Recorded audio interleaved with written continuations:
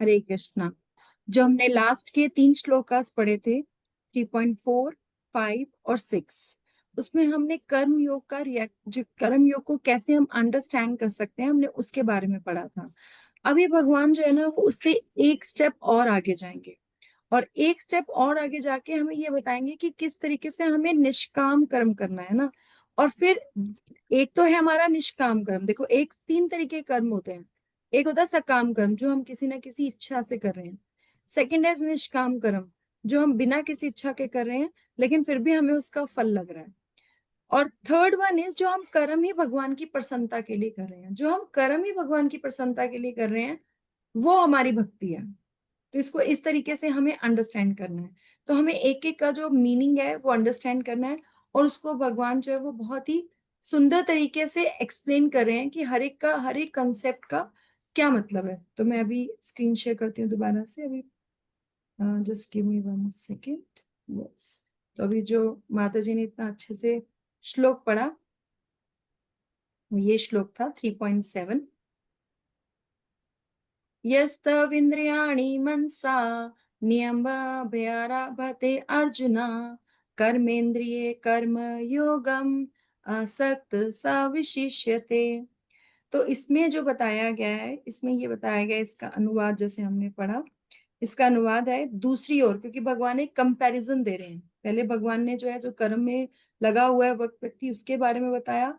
दूसरी ओर उन्होंने बताया कि यदि कोई निष्ठावान व्यक्ति अपने मन के द्वारा कर्मेंद्रियों को वश में करने का प्रयत्न करता है, और बिना किसी आसक्ति के सिर्फ भगवान की प्रसन्नता के लिए वो कर्म योग करता है, क्योंकि लास्ट टाइम में हमने बात करी थी कि योग जब आ जाता है तो इसका मतलब हम भगवान को उसमें एड ऑन कर रहे हैं। ठीक है। तो वह अति उत्कृष्ट है।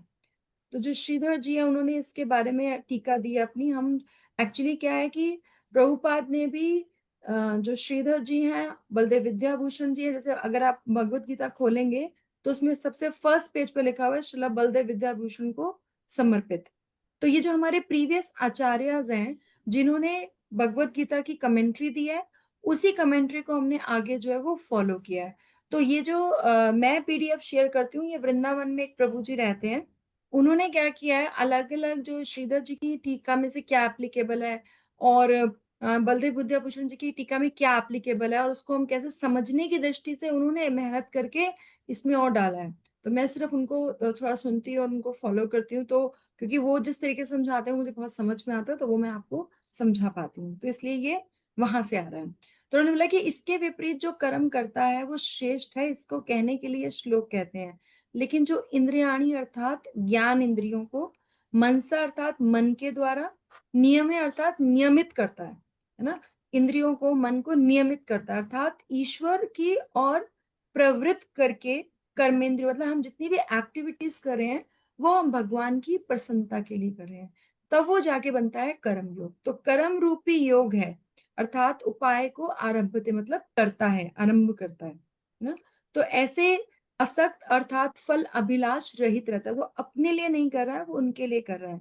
तो वह विशिष्यते मतलब मीन्स वो स्पेशल है, चित्त की शुद्ध के द्वारा ज्ञानवान हो जाता है, ये अर्थ है। क्योंकि जब भी हम भगवान की प्रसन्नता के लिए कोई भी कार्य करते हैं, तो धीरे धीरे जो हमारा हृदय है वो प्योर हो जाता है, वो शुद्ध हो जाता है। इसी इसी श्लोक को बलदेव विद्याभूषण जी ने और एक्सप्लेन किया, और अच्छे से उन्होंने बोला कि जो गृहस्थी है, जैसे हम सब लोग हैं, क्योंकि हम बोलते हैं ना Gita teachings for daily life, कि हमारी लाइफ में गीता टीचिंग्स की क्या एप्लीकेबिलिटी है। भगवत गीता एक गृहस्थ को ही बोली गई। अर्जुन जो थे वो गृहस्थ थे, है ना। सूर्य देव को बोली गई, क्षत्रिय थे, वो भी गृहस्थ थे। तो इस तरीके से जो है गृहस्थों के लिए है। ऐसा नहीं है कि भगवत गीता सिर्फ ब्रह्मचारियों के लिए है। भगवत गीता में बहुत सारी टीचिंग्स, लेकिन हाँ, अपना वर्णाश्रम, जैसे हमने लास्ट सेशन में भी बात करी थी कि जो वर्णाश्रम है, जो 4 वर्ण 4 आश्रम ने लास्ट सेशन में बहुत अच्छे से डिस्कस किया था। तो जो गुण और कर्मों के अनुसार जिस भी आश्रम में हम रह रहे हैं, जिस भी हम वर्ण को हम फॉलो कर रहे हैं, हमें उसके नियत कर्म करने हैं। तो इसलिए बोला कि इसके विपरीत एक गृहस्थ है जो अपने नियत कार्य कर रहा है, वो बेहतर है। वह व्यक्ति श्रेष्ठतर है जो आत्मानुभाव प्रवृत्त मन से अपनी इंद्रियों को वश में रखते हुए और फलों की आसक्ति से रहित होकर कर्मेंद्रियों के द्वारा, क्योंकि हम सब काम अपने हाथों से, अपने आंखों से, सारे कर्मेंद्रियों को हम यूज करते हैं, जो हमारी वर्किंग सेंसेस हैं, उनके द्वारा संपादित कर्म रूपी योग करता है कि उनके लिए, जैसे हमने खाना तो खाना ही है ना, लेकिन उस खाने को अगर हम भगवान को भोग लगा के खाते हैं तो हमने वो भगवान की प्रसन्नता के लिए बनाया। तो यह उस व्यक्ति से श्रेष्ठ है जो सिर्फ ज्ञान के स्तर पर कार्य तो करना चाहता है परंतु उस स्तर पर है नहीं। तो इसमें ना सो कॉल्ड बाबास की बहुत भर्त्सना की गई है, जैसे हमने लास्ट क्लास में भी डिस्कस किया था, कि सिर्फ ये बोलना कि हमने ऐसे ही संन्यास ले लिया और मन में कुछ और है, अपनी सेंसेस को कंट्रोल नहीं किया, तो फिर वो उसका कोई फायदा नहीं है ना। तो तात्पर्य जैसा माता जी ने पढ़ा उसको हम और डिस्कस कर लेते हैं। तो इसमें क्या बताया गया है कि लंपट जीवन और इंद्रिय सुख के लिए छद्म योगी का मिथ्या वेश धारण करना, कि जो कई लोग, इसीलिए जो प्रभुपाद है वो हमेशा ये कहते थे कि नो ऑफेंस बट जो वृंदावन में सहजिया घूमते हैं, जो गोपी का वेश धारण कर लेते हैं लेकिन वो उस गोपी के स्तर पे नहीं होते हैं, है ना, तो उनसे हमें थोड़ा दूर रहना चाहिए। ओके, हर किसी को हमें सरेंडर करने की जरूरत नहीं है, ये हमें आइडेंटिफाई करना चाहिए कि कौन सही है कौन गलत है। जो हमारे एक सीनियर प्रभु जी कहते थे कि एक बार कोई हमारे साथ धोखा करता है तो वो हमारी गलती हो सकती है, लेकिन अगर कोई बार बार धोखा कर रहा है तो ये हमारी बेवकूफी भी हो सकती है। ठीक है, तो इसीलिए जो लंपट जीवन और इंद्रिय सुख के लिए जो छद्म वेश धारण करके घूमते हैं उनसे दूर रहना चाहिए, क्योंकि वो मिथ्या वेश है। ठीक है, और उसकी जगह हमें अपने कर्म में लगे रहकर जीवन लक्ष्य को, हमें अपने जीवन का लक्ष्य पता होना चाहिए। क्या है हमारे जीवन का लक्ष्य? भगवत धाम जाना। यस, भगवत धाम जाना और कृष्ण प्रेम प्राप्ति करना, है ना, कि जब कृष्ण प्रेम होगा तभी हम भगवत धाम जा पाएंगे। बिल्कुल ठीक। तो अभी क्या है, इनको क्या बोलते हैं, बगला भगत। सुना है ये टर्म बगला भगत? क्यों कहते हैं इनको हम्म। बगला भगत? वाई मुंह में वाई बगल में छुरे।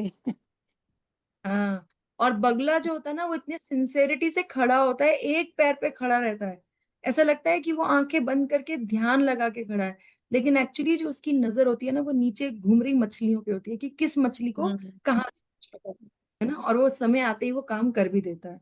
तो इसीलिए छद्म वेश जो ऐसे बगला भगत से दूर रहना चाहिए, ये हमारे लिए इंटेलिजेंस है। ठीक है, तो अपने कर्म में लगे रहकर जीवन लक्ष्य को, जो भव बंधन से मुक्त होकर भगवत धाम जाना है, उसके लिए जो कर्म करते रहते हैं वो ज्यादा श्रेयस्कर है, इंस्टेड ऑफ कि सब छोड़ के बैठ गए और बेकार के फालतू, जिसको प्रभुपाद बोलते थे कि ये तो फालतू वैराग्य है, फालगू वैराग्य। प्रमुख स्वार्थ गति तो विष्णु के पास जाना है। मैं कई बार ये टर्म आता है एक्चुअली हम लोग ना कई बार, मुझे ऐसा लगता है और कई बार बात भी होती है कि हमें भक्ति में ना थोड़ा सा सेल्फिश होना चाहिए। थोड़ा सा सेल्फिश इन द सेंस कि हमें ये देखना चाहिए कि हम बाकियों को तो प्रीच कर रहे हैं और ये सबसे ज्यादा मेरे पे एप्लीकेबल होता है, हम खुद कितने सिंसेरिटी से माला कर रहे हैं, हम खुद कितनी सिंसेरिटी से करें। तो भक्ति जो है ना वो हमें सेल्फ पे ध्यान देना पहले सिखाती है, क्योंकि अगर हमारी प्योरिटी नहीं होगी तो जो भी हम बोलेंगे या जो भी हम दूसरों को बोलेंगे उसका कोई इम्पैक्ट नहीं आएगा। कई बार ऐसा होता है, जैसे प्रभुपाद से उस दिन मैं पढ़ी थी, तो प्रभुपाद से उनके कितने सारे शिष्य थे जो मिले ही नहीं, सिर्फ फोन पे ही उनकी दीक्षा हो गई, या मिले तो कुछ फ्यू सेकंड्स के लिए मिले, महाराज जी बता रहे थे कुछ फ्यू मिनट्स के लिए मिले, और उसमें ही उन्होंने अपना जीवन प्रभुपाद को समर्पित कर दिया और उसी से उनका उद्धार भी हो गया।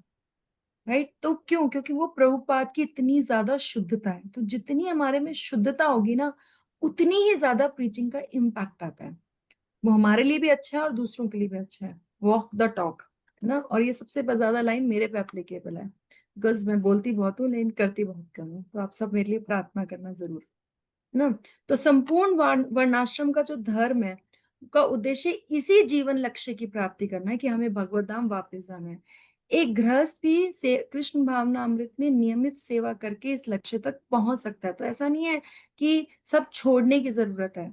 कई बार लोगों को ये बहुत बड़ी गलत फहमी रहती है कि अगर हम भगवत गीता पढ़ेंगे तो हमारे घर में लड़ाई हो जाएगी, या जो भगवत गीता पढ़ता है वो सब छोड़ के चला जाता है। ऐसा बिल्कुल नहीं। अरे अर्जुन तो युद्ध छोड़ के भाग रहे थे, लेकिन भगवान ने उन्हें रोका कि नहीं, तुमको अपनी ड्यूटी करनी है।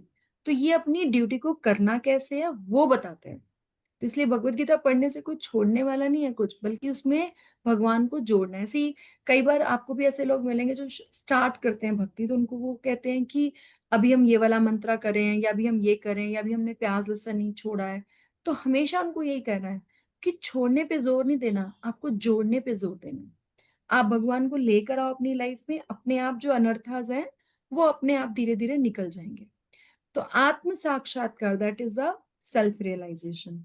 तो आत्म साक्षात्कार के लिए मनुष्य शास्त्रानुमोदित, अपने मन से नहीं, जो शास्त्रों में लिखा है, जो हमारे स्क्रिप्टर्स हमें बताते हैं, जैसे भगवत गीता बताती है, जैसे भागवतम बताती है, तो शास्त्रानुमोदित जो संयमित जीवन हमें बिताना है और अनासक्त भाव से। एक्चुअली क्या है, हमारी लाइफ में दो ही प्रॉब्लम्स हैं, एक राग है और एक द्वेष है।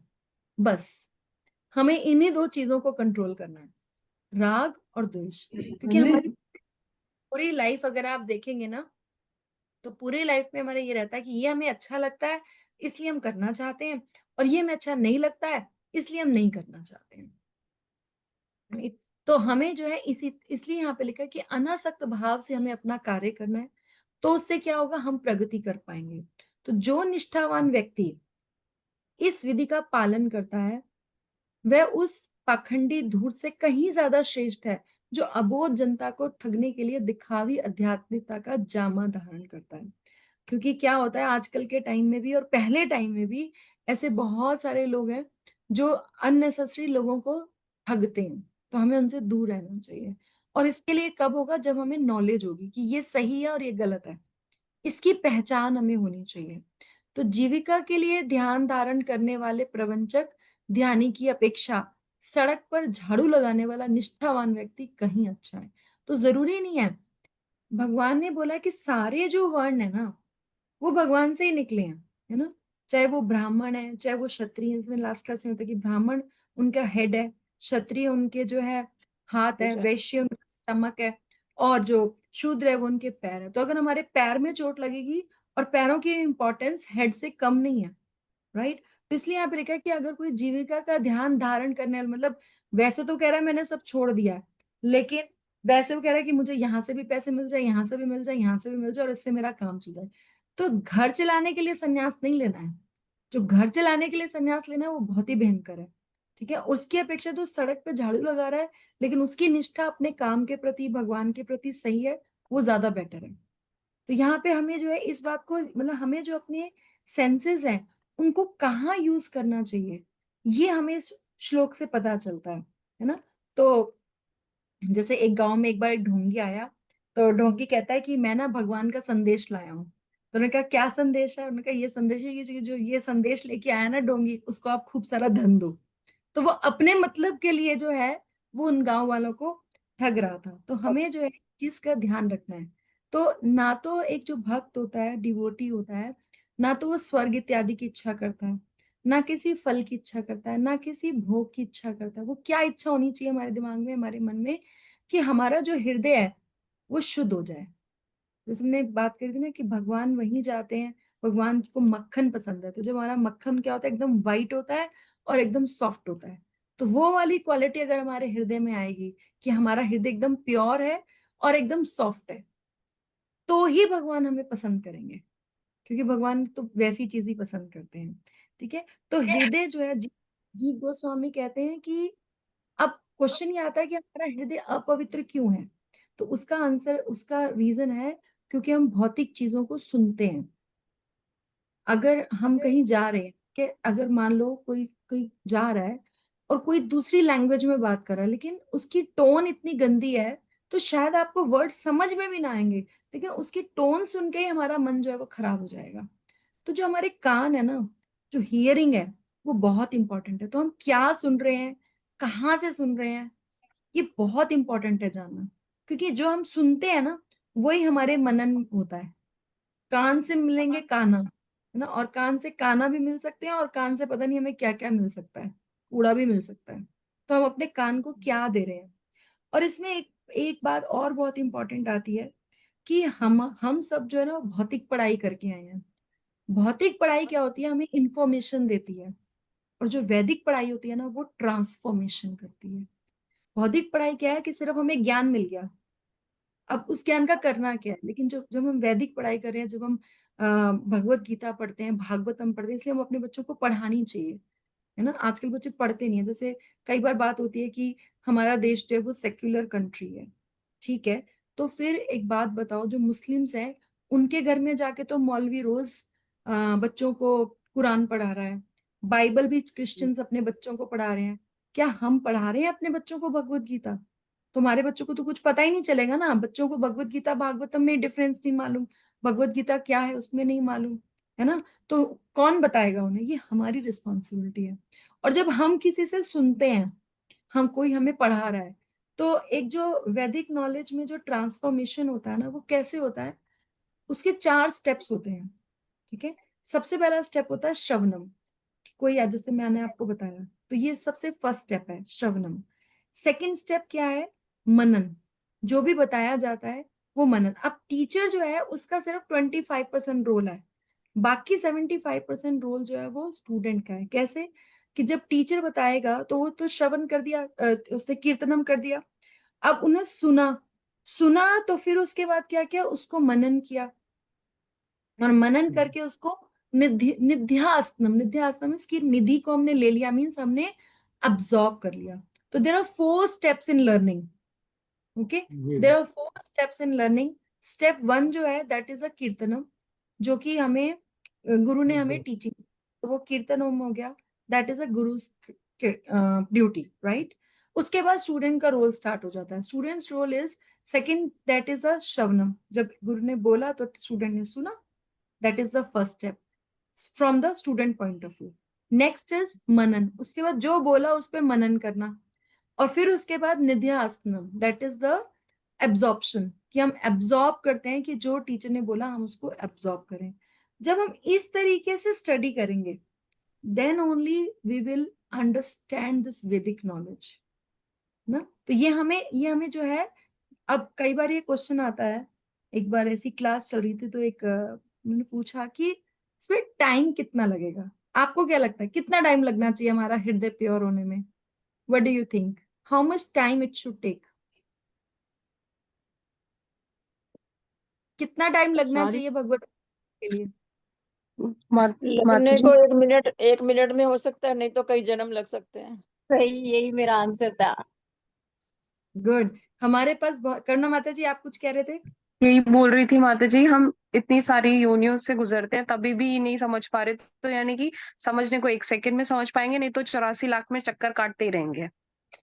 Yes, because we have so many examples with us. जैसे जो नारद मुनि थे, उन्होंने जैसे भागवतम स्टार्ट होती तो नारद मुनि की स्टोरी आती है उसमें। तो भागवतम में बताया गया है कि नारद मुनि सिर्फ 4 मास, चतुर्मास, उन्होंने वन, मतलब 4 मास जो क्वार्टर होता है वो रहे साधुओं के साथ, और उसी में उनका हृदय प्योर हो गया। और इतना प्योर हो गया कि उनको नारद मुनि की पदवी मिल गई, है ना। ऐसे ही जो चित्रकेतु थे या परीक्षित महाराज थे, उन्होंने 1 वीक, एक हफ्ते में ही उन्होंने जो है भगवत धाम प्राप्त कर लिया। ऐसे जो खटवांग महाराज थे, खटवांग महाराज देवताओं के साथ युद्ध करने गए थे। तो जब उन्होंने पूरा युद्ध खत्म हो गया तो उन्होंने कहा कि मेरे पास कितना समय है? तो उन्होंने कहा आपके पास एक मुहूर्त का समय है। तो उन्होंने उसमें ही इतनी अपनी एनर्जी से अपनी प्योरिटी कर ली अपने हार्ट की भगवान के नाम से, कि वो एक मुहूर्त में ही भगवान के धाम चले गए, है ना। तो इस तरीके से जितना जितना हम अपने हृदय को शुद्ध कर लेंगे, ठीक है, इतना शुद्ध करना है कि हमें दोबारा इस जीवन में ना आना पड़े। और जितनी जल्दी हम इस बात को समझ जाएंगे, उतना जो है हम इस पे इफेक्ट डालेंगे, ठीक है। तो हम जो है निष्काम कर्म योग करते हैं, उसके बाद ज्ञान योग होता है, और उसके बाद उससे ज्यादा बड़ा जो है वो भक्ति योग है, जो हमें मिल गया है। लेकिन हमें क्या है, बस उसकी जो है ना इम्पोर्टेंस, इम्पोर्टेंस को समझने की जरूरत है। तो कृष्णा कॉन्शियसनेस की जो अर्ली स्टेज है वो ये कर्म योग है, कि हम इसको, और हाईयर स्टेज जो है वो भक्ति योग है। क्योंकि स्टार्ट हम ऐसे ही करते हैं, बोलते हैं ना जो भी आपको खाना है खाओ, बस भगवान को भोग लगा के खाओ। लेकिन धीरे धीरे हम क्या बोलते हैं, आप भगवान की प्रसन्नता के लिए ही बनाओ। तो this is the transition from कर्म योग टू भक्ति योगा, और वही हम सीख रहे हैं, है ना। तो मानव जीवन का जो उद्देश्य है वो कभी भी सेंस ग्रेटिफिकेशन नहीं है ना। हमें सिर्फ इसको अंडरस्टैंड करना है। हमारा उद्देश्य क्या है कि हम भगवान के बारे में जानें। और वो होगा कैसा? जब हम भगवान के बारे में जानेंगे, कथा करेंगे, सुनेंगे, है ना। जब हम चैंटिंग भी करते हैं, तो चैंटिंग जो है हम कैसे करते हैं? काम निपटाने के तरीके से करते हैं। और मैं सिर्फ आपको नहीं बोल रही, सब मेरे पे पूरा के पूरा, what ever I am speaking, सब कुछ मेरे पे एप्लीकेबल है। तो हम कई बार चैंटिंग में करते ऐसे करते हैं, ऐसे काम निपटा रहे हो बस। तो काम नहीं निपटाना है ना, एक एक जो है, एक एक वर्ड को फील करना है। एक एक हरि नाम में उतनी पावर है, मतलब एक हरि नाम में भी इतनी पावर है ना कि वो हमें भगवत धाम लेके जा सकती है। लेकिन हमारा हृदय की प्योरिटी का प्रॉब्लम है ना। तो इसीलिए हमें जो, और फिर इसको थोड़ा सा और हमें रिलैक्सेशन देते हुए कहा गया है कि ठीक है, अभी हम नहीं हो स्टेज पे, हमें हतोत्साहित नहीं होना है, एटलीस्ट हमें दिखावा करना है। दिखावा करने का मतलब क्या है कि at least we try to live that, try, just try करना है, छोड़ना नहीं है ना। और हमें भगवान से ये प्रार्थना करनी है कि भगवान हमें सच्चा भक्त बनने की शक्ति दे। अब सच्चा भक्त कौन है? जिसके जो अंदर है वही बाहर है, और जो बाहर है वही अंदर है, वो है सच्चा भक्त, जो सच में यही बोल रहा है ना। तो इसके लिए हमें जो है वो क्लीनिंग करनी पड़ेगी अपनी हार्ट की, जो कि हम जब बोलते हैं हरे कृष्णा कृष्णा कृष्णा हरे हरे, हरे हरे राम राम राम हरे हरे, तो इससे हमारा हृदय प्योर होता है। तो जितने, इसमें दो चीजें हमें चाहिए अगेन, एक हमें चाहिए सिंसियरिटी और एक हमें चाहिए सीरियसनेस। तो जितनी हम सिंसेरिटी से करेंगे, सिंसेरिटी का मतलब क्या है कि अननेसेसरीली की हम भौतिक इच्छाएं अपने हृदय में नहीं पालेंगे, that is sincerity. And seriousness क्या है कि जो हमारे भक्ति के कार्य हैं उनको हम दृढ़ता पूर्वक करेंगे। तो अगर हम अपने में ये सिंसेरिटी और ये सीरियसनेस लेकर आते हैं, तो ही हम भक्ति से अपना हृदय जो है वो शुद्ध कर पाएंगे और हम उच्च कोटि के भक्त बन पाएंगे। और हमें भगवत प्रेम जो है ना, जो हम कहते हैं कि हमें भगवत धाम जाना है, वो उसको हो पाएगा। तो जो व्यक्ति, और इसमें क्या है, अच्छा इसमें एक और भी बात है, एक और ट्विस्ट है। एक और ट्विस्ट ये है कि हमें अपने अधिकार का भी पता होना चाहिए। मतलब मैं आज ही कहूँ कि मैं सब कुछ छोड़ के बैठ जाऊं और सिर्फ भक्ति में लग जाऊं, तो वो पॉसिबल नहीं है। जो प्रभुपाद बोल रहे हैं ना, हमें वर्णाश्रम के अधिकार अनुसार चलना है। तो जिसके हमारा कितना अधिकार है, कितनी हमारे पास है ना, authority and responsibility go hand in hand. कितनी हम रिस्पॉन्सिबिलिटी लेने को तैयार है, उतनी हमारे पास अथॉरिटी आएगी। तो कितनी सिंसेरिटी और सीरियसनेस हम लेंगे, उतना ही हाई लेवल का जप हम कर सकते हैं, और उतना ही हाई लेवल का जो प्रोग्रेस है वो हमारी भक्ति में हो सकती है। तो ये हम सबको जो है वो अपने अपना लेवल जो है ना वो हमें रिकॉग्नाइज करना है। और इसमें ना कोई ऐसा नहीं है कि कोई ज्यादा है या कोई कम है, या आज नहीं है कल नहीं है। It all takes on course of time. तो हमें अपने अपने कोर्स ऑफ टाइम के साथ चलना है, और अपनी प्रगति को इस हिसाब से करना है कि हम उसको कर पाए। ना तो हमें ऐसा है कि बहुत दौड़ लगानी है ना, और ना ऐसा है कि हमें पीछे रहना है। ये ना हम धीरे धीरे जब हम भक्ति करते हैं, जब हम भक्तों के संग में रहते हैं, तो हमें धीरे धीरे रियलाइज होता है। और धीरे धीरे जब हम रियलाइज करते हैं इस चीज को, तो हम उसको कर लेते हैं। लेकिन जैसे हमने पढ़ा है पहले भी कि इसमें हमें उत्साह, निश्चय, धैर्य, ये बहुत जरूरी है भक्ति में। ये हमें बनाए रखना है। इस अगर हमने उत्साह, निश्चय, धैर्य को हम छोड़ते हैं, तो अभी हम क्योंकि भक्ति में उत्साह बहुत जरूरी है। हर हर हर समय ना हमें एंथुजियास्टिक रहना चाहिए सेवा के लिए। जब भी कोई सेवा आती है, जब भी कोई ऐसा ओकेजन आता है, क्योंकि जब हम एंथुजियास्टिकली काम करते हैं ना, तो भगवान उसे देखते हैं और भगवान उसको अप्रिशिएट करते हैं। जब भगवान अप्रिशिएट करते हैं तो उनको लगता है कि हाँ, जो भक्त है वो कुछ कर रहा है। फिर भगवान, आज मैंने एक बहुत सुंदर एनालॉजी सुनी, तो I think I share that as well on my status. मुझे पता नहीं आप में से कितने लोगों ने देखी, बट मैं यहाँ शेयर करती हूँ फिर से आपसे। तो अभी जो प्रभु जी हैं उनको बोले कि देखो, पाणी ग्रहण जब संस्कार होता है ना, तो पाणी ग्रहण संस्कार में क्या होता है कि जो एक लड़का है वो एक लड़की का हाथ लेता है और वो कहता है कि हाँ ठीक है, मैं जो है अब से इसका हाथ कभी नहीं छोड़ूंगा, राइट। तो उन्होंने अपनी माला को ऐसे पकड़ा, तो उन्होंने कहा देखो, जब आपने ये हाथ है ना, आपने ये हाथ अपने माला बीट बैग में डाला, तो भगवान, आपने माला पकड़ी तो भगवान ने आपका हाथ पकड़ा है यहाँ पे। ठीक है, we should take it like that, कि भगवान ने आपका हाथ पकड़ा है। तो भगवान ये प्रॉमिस कर रहे हैं, पाणी ग्रहण कर रहे हैं, तो भगवान ये प्रॉमिस कर रहे हैं कि मैं इसका हाथ नहीं छोड़ूंगा। लेकिन आपको हाथ पकड़ना है, पकड़वाना है हाथ, चैंटिंग करनी है ना। तो ये उन्होंने बड़ी सुंदर से एनालॉजी दी, तो मुझे बड़ी अच्छी लगी। मैंने कहा हाँ बिल्कुल, हमें जो है ना इस तरीके से सोचना चाहिए, राइट। तो अब हम नेक्स्ट श्लोका पे चलते हैं। कना माता जी, would you like to read this shloka with me? हाँ जी माता जी। ओके।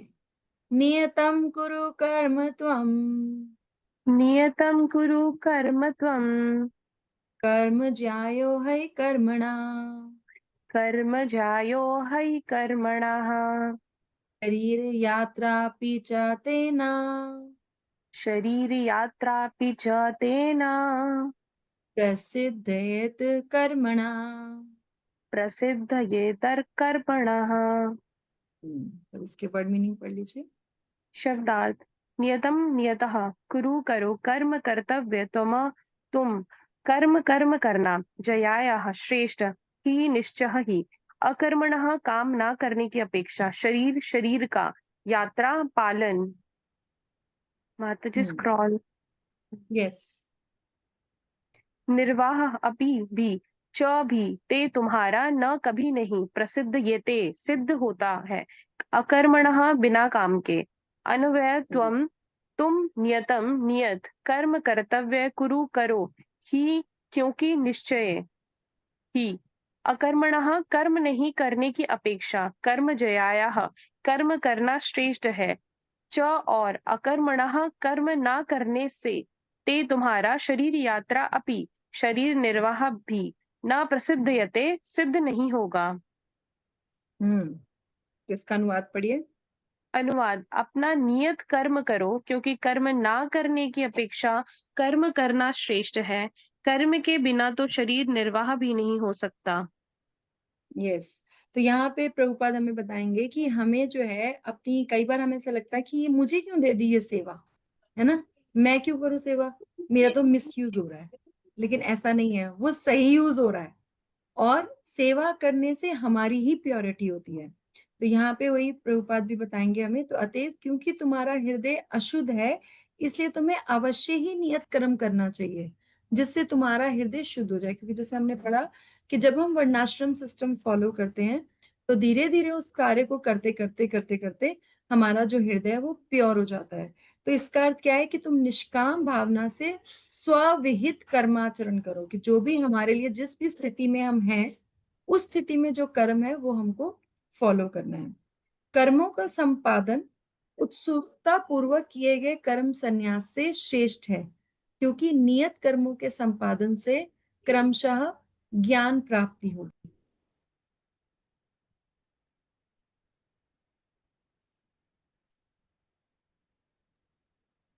ओके। तो अगर हम कार्य कर रहे हैं अपने उत्सुकता पूर्वक किए गए कर्म संन्यास, कर्म उत्सुकता पूर्वक कर्म संन्यास का मतलब क्या है कि मैंने तंग आके घर छोड़ दिया। कोई भी पर्सन ये क्या बोलता है कि छोड़ो सब बेकार है, चलो हम चल के रहेंगे, हम नहीं रह रहे यहाँ पे, है ना, ऐसा बोलते हैं। ऐसे कई लोग होते हैं जो तंग आके अपना काम जो है वो छोड़ देते हैं। तो भगवान कह रहे तंग आके काम नहीं छोड़ना है, जिस ड्यूटी में हो, उस जिस जगह पे हो उसमें आपको अपने ड्यूटीज करनी है। क्योंकि नियत कर्मों का संपादन से क्या होगा, धीरे धीरे हमारा हार्ट प्योर होगा, धीरे धीरे हमें नॉलेज प्राप्त होगी।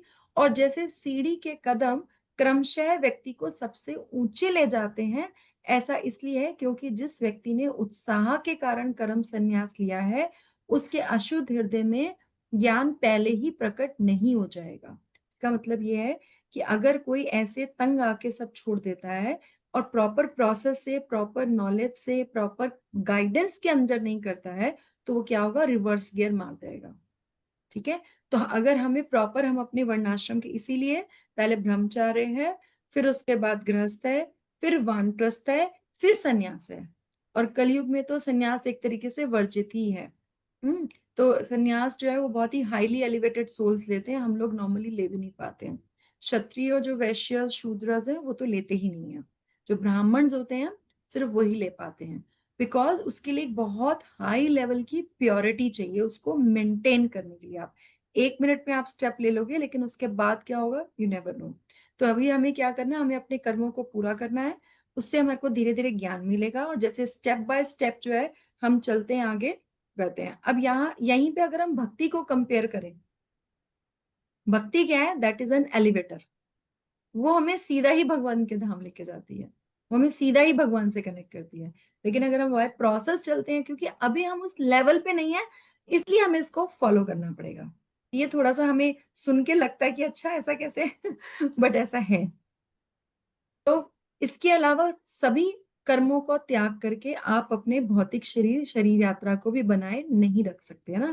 भाई अगर हमें जिंदा रहना है तो हमें खाना तो खाना ही है ना, और खाना खाना है तो अर्न भी करना है, अर्न करना है तो कर्म भी करना है।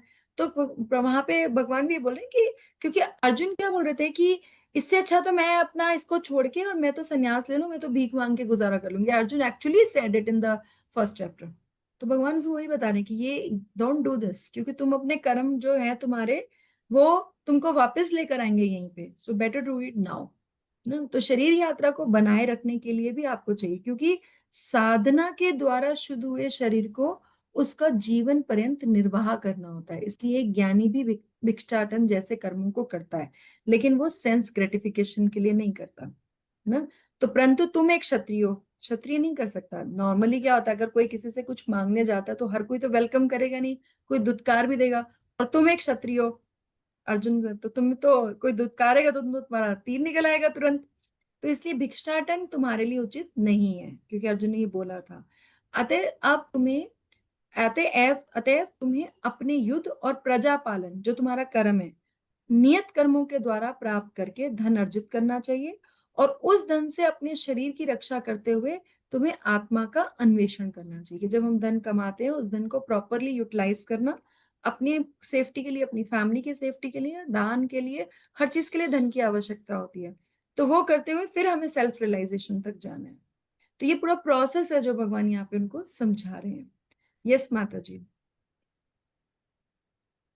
तात्पर्य एक ऐसे एक अनेक छन्न ध्यानी है जो अपने आप को उच्च कुलीन बताते हैं, तथा ऐसे बड़े बड़े व्यवसायी व्यक्ति हैं जो झूठा दिखावा करते हैं कि आध्यात्मिक जीवन में प्रगति करने के लिए उन्होंने सर्वस्व त्याग दिया है। श्री कृष्ण ये नहीं जानते कि अर्जुन मिथ्याचारी बने, अपितु वे चाहते थे कि अर्जुन क्षत्रियों के लिए निर्दिष्ट धर्म का पालन करे। अर्जुन गृहस्थ था और एक सेना नायक था, अतः उसके लिए श्रेष्ठकर था कि वह उसी रूप में गृहस्थ क्षत्रिय के लिए निर्दिष्ट धार्मिक कर्तव्यों का पालन करे। ऐसे कार्यों में से संसारी मनुष्य का हृदय क्रमशः विमल हो जाता है और वह भौतिक कल्मशः से मुक्त हो जाता है। देह निर्वाह के लिए किए गए तथाकथित त्याग संन्यास का अनुमोदन ना तो भगवान करते हैं और ना ही कोई धर्मशास्त्र ही। आखिर देह निर्वाह के लिए कुछ ना कुछ करना होता है। भौतिकवादी वासनाओं की शुद्धि के बिना कर्म का मनमाने ढंग से त्याग करना ठीक नहीं। इस जगत का प्रत्येक व्यक्ति निश्चय ही प्रकृति पर प्रभुत्व जताने के लिए अर्थात इंद्रिय तृप्ति के लिए मलिन प्रवृत्ति से ग्रस्त रहता है। ऐसी दूषित प्रवृत्तियों को शुद्ध करने की आवश्यकता है। नियत कर्मों द्वारा ऐसा किए बिना मनुष्य को चाहिए कि तथाकथित अध्यात्मवादी योगी बनने तथा सारा काम छोड़कर अन्यों पर अन्यों पर जीवित रहने का प्रयास ना करें। यहाँ पे प्रभुपाद जो है वो इस तात्पर्य में हमको समझा रहे हैं। जैसे पहले उन्होंने एग्जाम्पल दिया कि छद्म ध्यानी क्या है, जो जैसे हमने बात करी अभी बगला भगत, है ना। तो जो अपने आप को उच्च कुलीन बताते हैं, लेकिन ऐसे बड़े बड़े व्यवसायी व्यक्ति हैं जो झूठा दिखावा करते हैं, और वो ऐसा दिखाते हैं कि वो बहुत ज्यादा प्रगति है, लेकिन हार्ट में उनके सारे जो हैं वो सेंस ग्रेटिफिकेशन के काम चलते रहते हैं। तो श्री कृष्ण भगवान ये बोल रहे हैं अर्जुन को कि तुम इसको बोला कि मिथ्याचारी, तो मिथ्याचारी नहीं बनना है, बल्कि अर्जुन से क्या एक्सपेक्टेशन है उनकी, कि वो क्षत्रिय है तो जो उसका धर्म है, क्योंकि वो गृहस्थ है, क्षत्रिय है, तो जो धर्म है उसको पूरा प्रॉपर पालन करे, है ना। और ऐसे कार्यों से क्या होगा, क्योंकि जैसे हमने बात करी, जब हम वर्णाश्रम सिस्टम को फॉलो करते हैं तो धीरे धीरे हमारा हृदय प्योर हो जाएगा।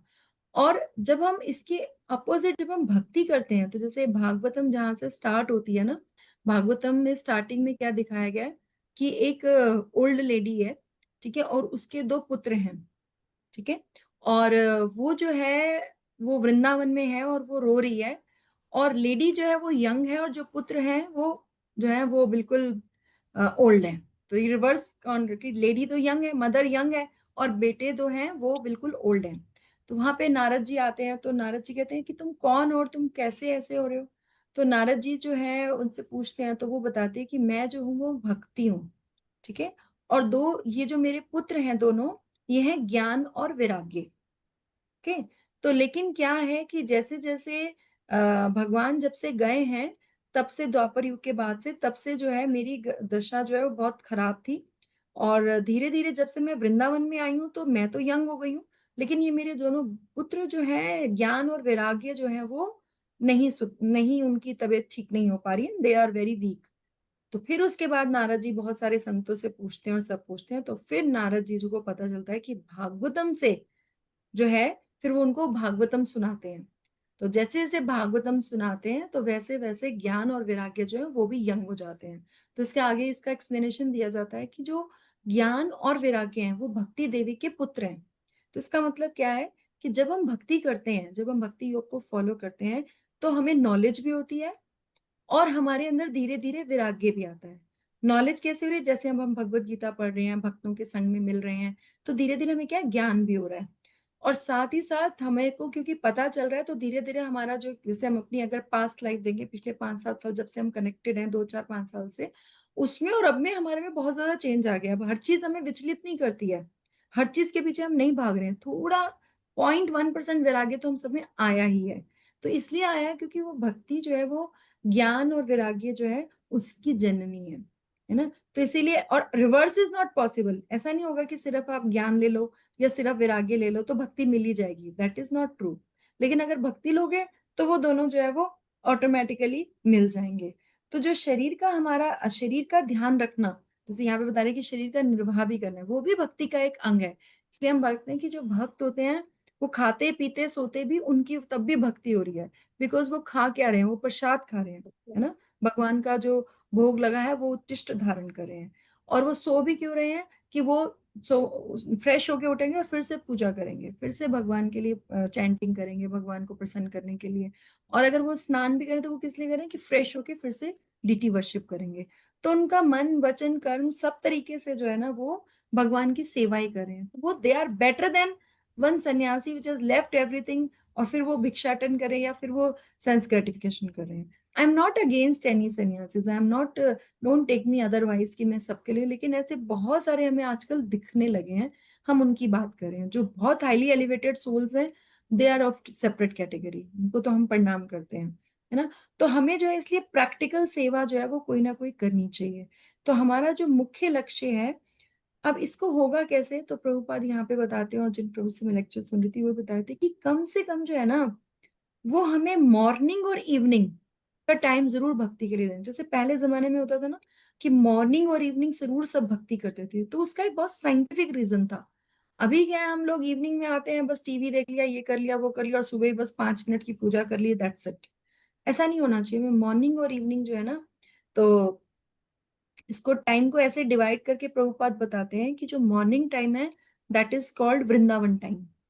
ठीक है, वृंदावन टाइम है तो हम उसमें जो है भक्ति कर रहे हैं अपनी। जो आफ्टरनून डे टाइम है दैट इज कुरुक्षेत्र टाइम, जहाँ पे हम सारा युद्ध कर रहे हैं, एक तरीके से अपने काम पे जा रहे हैं, सब कर रहे हैं।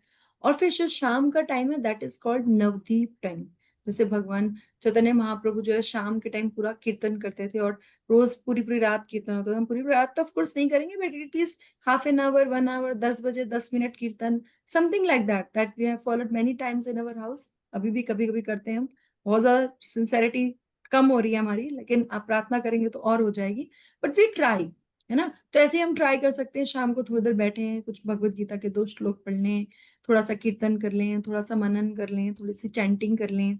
तो इस तरीके से जब हम करेंगे ना, तो मुख्य लक्ष्य यही है कि हमारा जो है ना कृष्ण कथा के प्रति जो है ना वो हम आकर्षित हों, और उससे हमारी जो है भक्ति जो है वो बढ़ेगी, प्रेमा भक्ति बढ़ेगी, सुनने की लालसा अगर हमारे अंदर।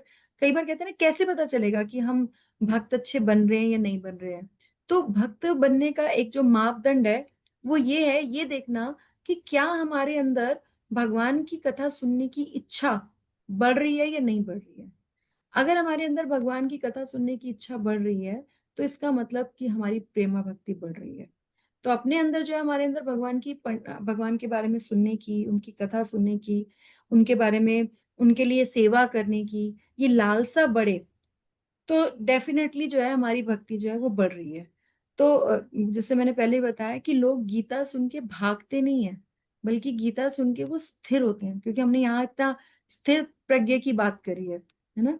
तो गीता सुन के हमें स्थिर प्रज्ञ बनना है, कि हम स्थित रहें एक जगह पे और अपने मन वचन कर्म से भगवान की सेवा करें, राइट। तो हम नेक्स्ट श्लोका पढ़ते हैं। कोई पढ़ना चाहेगा 3.9 श्लोका? हाँ माता जी। ओके, ठीक है माता जी। तो मैं बोलती हूँ, आप बोलेगा। यज्ञार्थ कर्मणो अन्यत्र यज्ञार्थ कर्मणो यंत्र लोकयं कर्म बंधना लोकायं कर्म बंधना तदर्थम कर्म कौन्तेय तदर्थ कर्म कौतन्य मुक्त संग समाचर। मुक्त संग समाचर। उसका वर्ड शब्दार्थ, मीनिंग। यज्ञ अर्थात एकमात्र यज्ञ या विष्णु के लिए किया गया कर्मण कर्म की अपेक्षा अन्यंत्र अन्यथा लोक संसार अयम यह कर्म बंधन कर्म के कारण बंधन तत् उस अथम के लिए कर्म कर्म कौन्तेय हे कुंती पुत्र मुक्त संग संग से मुक्त समाचार भली भांति आचरण करो। नेक्स्ट। ये है कौन्ते, कौन्ते नहीं, कौन्ते। ओके, कौन्ते। अब इन्हीं वर्ड मीनिंग्स को ऐसे अरेंज किया गया है कि जिससे हम जो है उसका अनुवाद समझ सके। यस, समझ पढ़िए। सके। अन्वय अन- कौन, इसे रीड करेंगे कौन्ते, क्या बोला आपने? कौन्ते। कौन थे? कौन्ते, ओके। कुंती नंदन, यज्ञार्थ एकमात्र यज्ञ या विष्णु के लिए किए गए कर्मण अनंत्र कर्म के अतिरिक्त अयम लोक इस मनुष्य का कर्म बंधन भक्ति होता है। तदर्थ विष्णु की प्रीति लिए मुक्त संग सन फला आकांक्ष रहित होकर कर्म समाचार कर्म का भली भांति आचरण करो। तो हम इसका वर्ड मीनिंग, इसका अनुवाद पढ़ेंगे। यस माता जी, पढ़िए। अनुवाद। श्री कृष्ण के लिए यह रूप में कर्म करना चाहिए, यज्ञ रूप, यज्ञ रूप। यज्ञ रूप में कर्म करना चाहिए, अन्यथा कर्म के द्वारा इस भौतिक जगत में बंधन उत्पन्न होता है। अतः हे कुंती पुत्र, उनकी प्रसन्नता के लिए अपने नियत कर्म करो, इस तरह तुम बंधन से मुक्त हो रहोगे। गीता भूषण टीका 3.9। हाँ, ये एक मिनट। तो आगे हाँ, हाँ एक मिनट माता जी। हाँ, रुकिए जी। माता जी, रुकिए। तो अभी क्या है, इसमें भगवान क्या बोल रहे हैं, क्योंकि अर्जुन ये बोल सकते हैं क्योंकि हमने हमेशा पढ़ा है कि जो कर्म के बंधन के द्वारा ही हम यहाँ पे बार बार जन्म लेते हैं, है ना। तो भगवान एक बहुत कंपैरेटिव एनालिसिस कर रहे हैं, क्योंकि शास्त्रों में यज्ञ स्वरूप में श्री विष्णु भगवान को बताया गया है ना।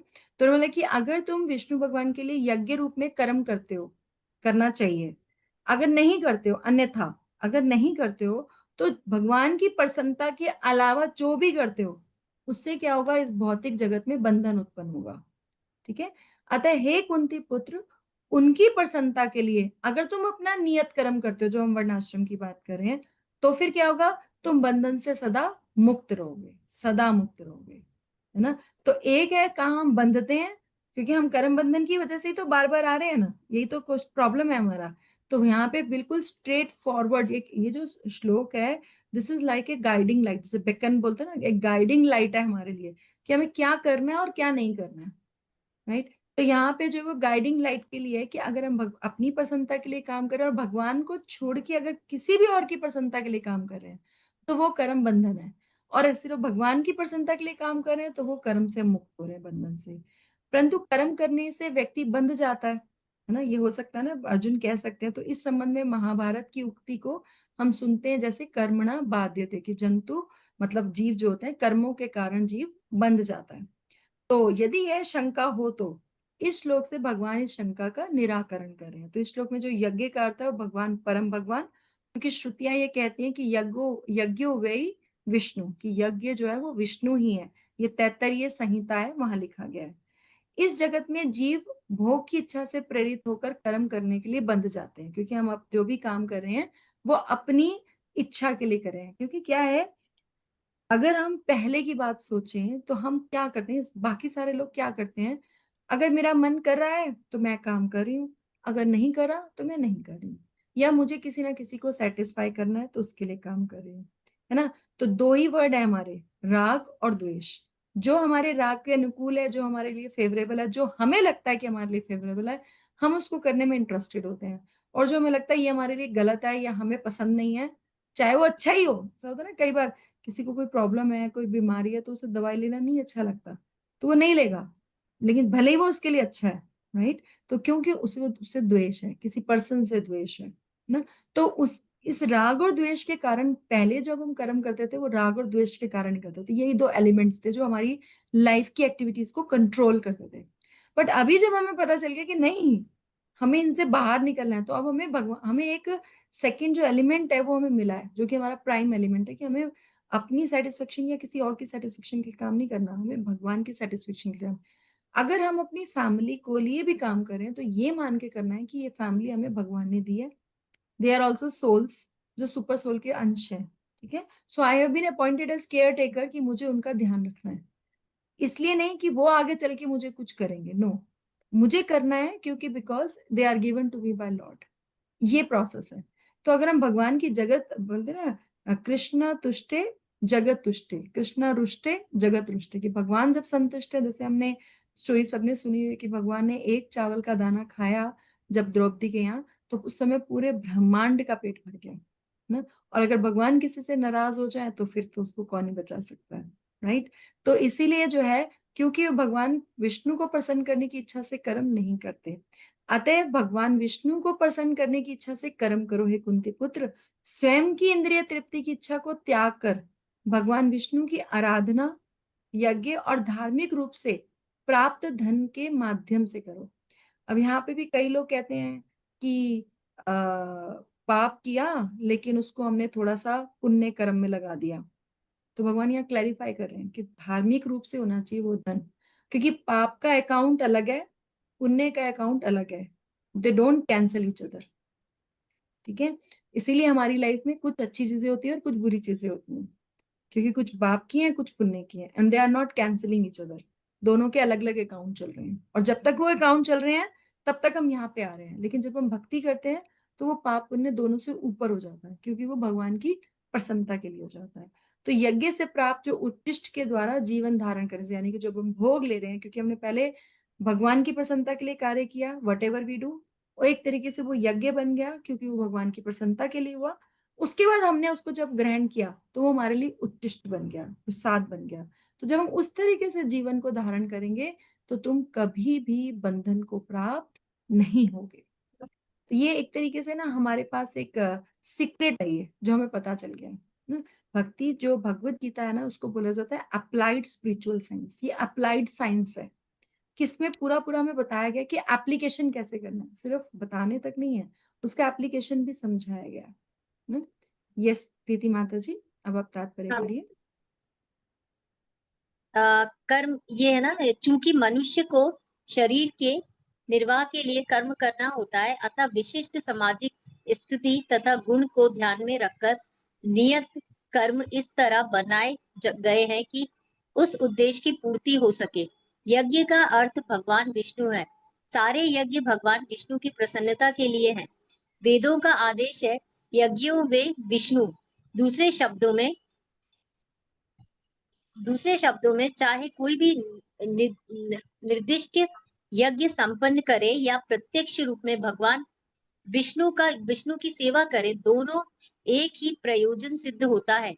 अतः जैसे कि इस श्लोक में संस्तृत किया गया है, कृष्णा भावना अमृत यज्ञ ही है। वर्णाश्रम धर्म का भी उद्देश्य भगवान विष्णु को प्रसन्न करना है। वर्णाश्रमाचारवता पुरुषेण परा पुमान् विष्णु राराध्यते। विष्णु पुराण 3.88 में अतः भगवान विष्णु की प्रसन्नता के लिए कर्म करना चाहिए। इस जगत में किए जाने वाले अन्य कोई कर्म बंधन का कारण होगा, क्योंकि अच्छे तथा बुरे कर्मों के फल होते हैं और कोई भी कर्म करने वाले को बांध लेता है। अतः कृष्ण को प्रसन्न करने के लिए कृष्णा भावना भवित होना होगा, और जब कोई ऐसा कर्म करता है तो वह मुक्त दशा में प्राप्त रहता है। यही महान कर्म कौशल है और प्रारंभ में इस विधि में अत्यंत कुशल मार्गदर्शन की आवश्यकता होती है। अतः भगवत में भगवत के भगवत भक्त, भगवत भक्त भगवत के भक्त। भगवत भक्त के निर्देशन में यह साक्षात भगवान कृष्ण के प्रत्यक्ष आदेश के अंतर्गत जिसके अधीन अर्जुन की कर्म करने की का अवसर मिलता था, मनुष्य को परिश्रम पूर्वक कर्म करना चाहिए। इंद्रिय तृप्ति के लिए कुछ भी नहीं किया जाना चाहिए, अपितु हर कार्य कृष्ण के प्रसन्नता के लिए होना चाहिए। इस विधि से न केवल कर्म के बंधन से बचा जा सकता है, अपितु इससे मनुष्य को कर्मशः भगवान की यह प्रेमा भक्ति प्राप्त हो सकेगी जो भगवत धाम को ले जाने वाली है। यस, तो प्रभुपाद ने यहाँ पे बहुत ही क्लैरिटी से हमें क्या करना है वो हमें बता दिया है ना। तो प्रभुपाद यहाँ पे बोलते हैं हमें, जस्ट 1 सेकेंड, यस, क्योंकि मनुष्य को जीवन के निर्वाह के लिए कर्म तो करना ही है, ठीक है। अतः विशिष्ट सामाजिक स्थिति जो हमारा वर्णाश्रम है, कि जिस सामाजिक स्थिति में है और जो हमारे गुण है, जो हमारी नेचुरल इंक्लिनेशंस है, उनको ध्यान में रखकर नियत कर्म इस तरह बनाए गए। वर्णाश्रम का उद्देश्य यही है कि जो हमारा निर्वाह भी हो सके और जो हमारा भगवत धाम का उद्देश्य है हम वो भी प्राप्त कर सके। और यज्ञ का अर्थ है भगवान विष्णु, ठीक है। जितनी चीजें हम कर रहे हैं भगवान विष्णु की प्रसन्नता के लिए कर रहे हैं। तो अगर कोई निर्दिष्ट यज्ञ संपन्न करे या प्रत्यक्ष रूप से भगवान विष्णु की सेवा करे, दोनों से एक ही पर्पस है, जैसा कि श्लोक में कहा गया। और जो हम कृष्णा कॉन्शियसनेस को फॉलो करते हैं, ये भी एक तरीके का यज्ञ ही है, क्योंकि इसमें हम क्या करते हैं, जैसे जो हमारा चैंटिंग करते हैं हम, वो एक तरीके से हम उसमें आहुतियां डालते हैं, है ना, ऐसा बोला गया है। तो वर्णाश्रम धर्म का उद्देश्य जो है भगवान विष्णु को प्रसन्न करना है। तो भगवान की प्रसन्नता के लिए हमें कर्म करना चाहिए। अब यहाँ पे प्रभुपाद जो है ना अपने बिल्कुल स्ट्रिक्ट ऑर्डर्स दे रहे हैं कि exactly what we have to do. तो भगवान विष्णु की प्रसन्नता के लिए कर्म करना है, क्योंकि अगर इसके अलावा कुछ भी और कर रहे हो तो बंधन का कारण होगा। अच्छे बुरे दोनों कर्मों का फल मिलेगा, और कोई भी फल कर्म करने वाले को बांध सकता है। कोई भी फल जो है, कोई भी फल होगा वो हमें बांध सकता है। इसलिए जब हम भगवान की प्रसन्नता के लिए कार्य करते हैं तो फिर वो मुक्त दशा को प्राप्त करता है। और यही महान कर्म कौशल है जो हम कर्म योग सीख रहे हैं, वही है। अब इसमें एक हमारा वर्ड ऑफ कॉशन है कि अपने मनमाने ढंग से कुछ नहीं करना है। हम बच्चों को स्कूल भी भेजते हैं तो प्रॉपर स्कूल भेजते हैं जिससे वो under guidance of the teachers पढ़े। तो ये भी एक एजुकेशन है, हमने पढ़ा ना अभी, वेल एजुकेशन है वो जो है वो हमें सिर्फ इंफॉर्मेशन दे रही है। लेकिन जो ये एजुकेशन है, जो वैदिक एजुकेशन है, वो हमारे अंदर क्या है, ट्रांसफॉर्मेशन ला रही है। तो हमें जो है उस ट्रांसफॉर्मेशन के लिए जो है हमें प्रयास करना होगा। तो जब हम भक्ति जो है ना उसमें जो मुक्ति है वो इनबिल्ट है, जैसे हमने पढ़ा ना ज्ञान और वैराग्य, तो भक्ति के अंदर मुक्ति जो है वो इनबिल्ट है। लेकिन मुक्ति के अंदर भक्ति इनबिल्ट नहीं है। जरूरी नहीं हम मुक्त हो गए तो हम भक्त भी बन जाएंगे, लेकिन अगर हम भक्त बनेंगे तो हम मुक्त हो जाएंगे, ये डेफिनेटली है। क्योंकि यहाँ पे लिखा है ना कि यही महान कर्म कौशल है और प्रारंभ में इस विधि में अत्यंत कुशल मार्गदर्शन की आवश्यकता है, under the guidance of our bonafide spiritual master, ना, जो हमारे गुरु होते हैं, दीक्षा गुरु, शिक्षा गुरु, कोई ना कोई, हम हमेशा ऐसा होना चाहिए कि हमारा कोई ना कोई मेंटोर होना चाहिए। जैसे हमें मेटीरियली मेंटोर की जरूरत पड़ती है, ऐसे ही हमारे पास एक स्पिरिचुअल मेंटोर भी होना चाहिए जिससे हम बात कर सकें, हमारे जीवन में कोई भी प्रॉब्लम आ रही है हम उससे डिस्कस कर सकें, कैसे हम भक्ति में प्रोग्रेस करें वो हम डिस्कस कर सकें, क्योंकि वो हम हर किसी से नहीं डिस्कस कर सकते। हमारा जो ऊपर लेवल पे बंदा है हम उसी से डिस्कस करेंगे। तो इसीलिए क्या करना, हमें भगवत भक्त के निर्देशन में या साक्षात भगवान कृष्ण के प्रत्यक्ष आदेश, जो भगवत गीता है भगवान का आदेश है, तो जिनके अधीन अर्जुन को कर्म करने का अवसर मिला, तो मनुष्य को परिश्रम पूर्वक कर्म करना चाहिए, ढील ढाल नहीं, परिश्रम पूर्वक कर्म करना चाहिए। और कुछ भी अपनी सेंस ग्रेटिफिकेशन के लिए नहीं करना है, अपितु हर कार्य भगवान की प्रसन्नता के लिए करना है। क्योंकि जब हम भगवान की प्रसन्नता के लिए करेंगे तो सब प्रसन्न हो जाएंगे। जो हमारे फैमिली मेंबर्स है ना, they are part of against lord. लेकिन एक बात है कि ये जो फैमिली मेंबर्स हैं, they don't have the capacity कि वो हमें भगवत धाम ले जाए। है ना? वो हमें पुनरपि जन्म पुनरपि मरणम से नहीं बचा सकते। ये हमारे अपने कर्म और हमारी अपनी भक्ति है जो हमें बचाएगी। तो इसीलिए हमें उनका टेक केयर करना है, लेकिन उतना ही करना है। जैसे कई लोग क्या होता है, सिर्फ सो मच अटैच्ड हो जाते हैं फैमिली से कि वो भगवान बोलते हैं कि मरने तक का समय नहीं है। तो जब मृत्यु आएगी तो क्या रोक लेंगे? कोई भी नहीं रोक पाएगा। या कोई लोग बोलते हैं कि हम बस बच्चों के लिए ही तो जी रहे हैं। नहीं, सिर्फ बच्चों के लिए नहीं, क्योंकि बच्चे आपको भगवत धाम नहीं लेके जा सकते। हाँ, ले जा सकते हैं अगर हमने उनको भक्त बनाया हो तो। उसके लिए हमें पहले भक्त बनना पड़ेगा, क्योंकि जो चीज हम नहीं कर रहे वो हम उनको कैसे सिखा सकते हैं? क्योंकि बच्चे तो हमें देखेंगे ही ना जो हम कर रहे हैं। तो जैसा भी कर रहे हैं दे आर वॉचिंग अस ना, तो उनके सबसे पहले रोल मॉडल्स हम ही हैं। तो इसीलिए इस विधि से ना केवल कर्म के बंधन से बचा जा सकता है, अपितु इससे मनुष्य को क्रमशः कोई एकदम कोई जादू मंत्र नहीं होने वाला है कि आज हमने माला उठाई और कल हम भगवत धाम पहुंच गए। नहीं, ऐसा कुछ नहीं होने वाला, या कल हमारा हृदय पवित्र। No, there's a process, it will take its own course of time। लेकिन फर्क क्या है, कई लोग कहते हैं यार इससे तो पहले ही ज्यादा अच्छे थे। फर्क क्या है कि अभी ना हमें, जैसे कोई रूम बंद है, ठीक है, अब कई लोग होते हैं जिन्हें गंदगी दिखती नहीं है, लेकिन कई लोगों को गंदगी दिखने लगती है। तो अभी क्या हो गया है, जब से हम भक्ति करने लगे हैं तो हमें, कैसे कई लोग बोलते हैं कि यार मेरे अंदर तो बहुत बुराई है, बहुत काम क्रोध मोह लोभ बहुत ज्यादा है, मैं कैसे बोलूं? तो वो पहले भी था, अभी क्या है वो सिर्फ दिखने लगा है, पहले वो दिखता नहीं था, है ना? तो इसीलिए जो है अभी हमें दिखने लगा है, तो और जब दिखने लगा है तो फिर साफ भी हो ही जाएगा, है ना? जब दिखेगा नहीं तो साफ कैसे होगा? अभी दिखने लगा है, इसलिए साफ भी हो जाएगा। तो क्रमशः भगवान की प्रेमा भक्ति जो है वो प्राप्त हो सकेगी, और जो हमें भगवत धाम को लेके जाएगी। क्योंकि यही हमें जो है, हमें क्या है, अपनी लाइफ को ना इस तरीके से अलाइन करना है जिससे हम ये चारों चीजें कर सकें, श्रवण कर सकें, कीर्तन कर सकें, स्मरण कर सकें और पूजन कर सकें। अब श्रवण कीर्तन और स्मरण ये तीनों फ्री हैं, there is no cost involve. सुन भी रहे हैं हम, है ना? हम सुन सकते हैं बहुत आराम से, आजकल कोई इतना एक्सपेंसिव नहीं है सुनना, बोलना भी इतना एक्सपेंसिव नहीं है। हम वैसे ही इतना कुछ बोलते रहते हैं, तो भगवान के बारे में बोलेंगे तो और अच्छा रहेगा। और फिर स्मरण करना, भगवान को याद करने के कोई पैसे नहीं लगते, है ना? और पूजन में भी हम पत्रम पुष्पम फलम तोयम कुछ भी कर सकते हैं, और अपनी कैपेसिटी अनुसार जो है वो अच्छा ही करना है। तो अब हमें अच्छा लगे बुरा लगे, लेकिन हमें भक्ति करते रहना है, छोड़ना नहीं है ना? और जब हम भगवान के लिए कार्य करते रहेंगे तो क्या होगा, बंधन में फंसेंगे नहीं, बल्कि बंधन से हम मुक्त होंगे, है ना? क्योंकि जो हमारे कर्म बंधन है वो राग और द्वेष की वजह से है। तो हमें क्या है, कई बार क्या होता है, जैसे जो हम पहले जो सुनते हैं, वो वर्णाश्रम के धर्म भी लोग इसलिए पालन करते हैं, ये ज्यादा ज्यादा हमें स्वर्ग का ही पता है कि स्वर्गवासी हो गए, स्वर्ग ही जाना है जी। लेकिन भगवत गीता जब पढ़ा तो पता चला कि अरे स्वर्ग से तो वापिस आ जाते हैं, पुण्य मृत्यु लोके पुण्यशीनी। तो जैसे हमारे पुण्य खत्म हो जाते हैं, उच्चतर लोकों से हम वापस नीचे के लोकों में आ जाते हैं, है ना? तो इसलिए that is not the highest. Highest सेवा क्या है, भगवान ने भगवत गीता में बताई है कि मुझे सबसे ज्यादा प्रिय कौन है, जो इस नॉलेज को स्प्रेड करता है। जितना हमें पता है हम दूसरों को बताएं, कि ठीक है, ऐसा कोई रॉकेट साइंस नहीं है कि हम बहुत ज्यादा एडवांस हो जाएंगे तभी हम प्रीचिंग करेंगे। जितना हमें पता है हम उतना बताएंगे ना, तो उससे भी दूसरों का कल्याण होगा और हमारा भी कल्याण होगा। जब हम दूसरों को बोलेंगे तो अपनी कन्विक्शन तो स्ट्रांग होगी, है ना? तो हमें अपनी कन्विक्शन स्ट्रांग करनी है।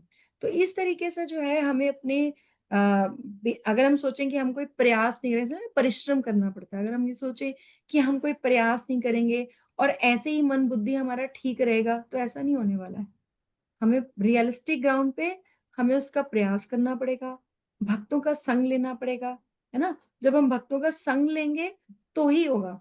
अब इसमें कितने में हम कितना समझते हैं उस पर भी मैटर करता है। जैसे अभी हमने बात करी कि गुरु ने जो बात बोली या किसी टीचर ने जो बात बताई, हमने कितना समझा। जैसे मैं इस पे आपको एक स्टोरी सुनाती हूँ। तो क्या हुआ, दक्ष महाराज जो थे, उनके 10,000 पुत्र थे, ठीक है? उन्होंने उनको भेजा तो उनका विवाह करने से पहले उनको बोला था कि पहले जाओ और तपस्या करके आओ, पहले उस हाई लेवल पे एलिवेटेड हो पाओ। पहले ऐसे नहीं होती थी, पहले तपस्या करके आओ। लेकिन जब वो तपस्या करने गए तो वहां उन्हें नारद मुनि मिल गए। तो नारद मुनि ने उनको एक पहेली में ही समझा दिया कि जीवन का उद्देश्य क्या। डायरेक्ट भी नहीं बोला, एक पहेली में ही समझा दिया। भागवतम जब पढ़ेंगे तो वहां पे पढ़ेंगे, तो उस पहेली को समझ के उन्हें समझ में आ गया और वो वापस नहीं गया, सीधा ब्रह्मचर्य को पालन कर लिया। फिर दक्ष महाराज के और 2,000 पुत्र उत्पन्न हुए। उनको भी नारद मुनि बोला, उन्होंने सिर्फ इतना बोला कि जो छोटे भाई होते हैं वो तो बड़े भाई को फॉलो करते हैं, है ना। तो सिर्फ इतने में ही, इतनी टीचिंग में ही वो समझ गए कि उनको क्या करना है। ऐसे जब व्यास देव जी के पास जब नारद मुनि गए, तो उन्होंने नारद मुनि को बोला कि तुम इतने परेशान इसलिए हो क्योंकि तुमने भगवान का सही तरीके से, डायरेक्ट तरीके से गुणगान नहीं किया है। सिर्फ एक लाइन बोली, उनको व्यास देव जी को समझ में आ गई, और उन्होंने 18,000 श्लोक की भागवतम की रचना करी। तो कितना हम ग्रैस्प करते हैं ना, ये जो है हमें ग्रैस्प करना, ये हमें, इसके लिए हमें एफर्ट लगाना पड़ेगा, है ना। तो इसके लिए जब हम एफर्ट लगाते हैं, जैसे कोई बीमार होता है तो उसको परहेज भी करना होता है और उसको दवाई भी लेनी होती है ना। दोनों चीजें बताई जाती हैं, डाइट और मेडिसिन। तो जो डाइट है वो हमारी है कि हम भोग लगा के खाएं, भगवान को ऑफर करें, फिर प्रसाद स्वरूप में लें। और जो हमारी मेडिसिन है वो हमारी चैंटिंग है, जब हम बोलते हैं हरे कृष्णा कृष्णा कृष्णा हरे हरे, हरे राम राम राम हरे हरे। तो इस तरीके से हमको फॉलो करना है, भक्तों के संग में रहना है, अपनी एबीसीडी को नहीं भूलना है ना। और जब तक हम एबीसीडी को फॉलो करते रहेंगे, अपनी एक्टिविटीज करते रहेंगे, तो डेफिनेटली हम धीरे धीरे प्योर हो जाएंगे। जब हम प्योर हो जाएंगे, हमारा हृदय शुद्ध हो जाएगा, तो भगवान हमें एक्सेप्ट कर लेंगे। हाँ? तो ये हमने जो आज 3 श्लोक पढ़े, इसमें से आपकी क्या क्या लर्निंग है, एक एक लाइन सब बोलेंगे तो हम अंडरस्टैंड कर पाएंगे।